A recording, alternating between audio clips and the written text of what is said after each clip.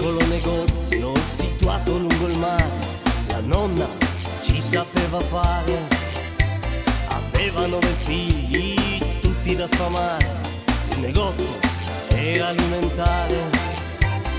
Lisa, nonna Elisa, Lisa, nonna Elisa, Lisa, nonna Elisa, Lisa, nonna Elisa. Cambia la sua età e le sue esigenze, cambia il suo modo di pensare. La nonna non si adagia,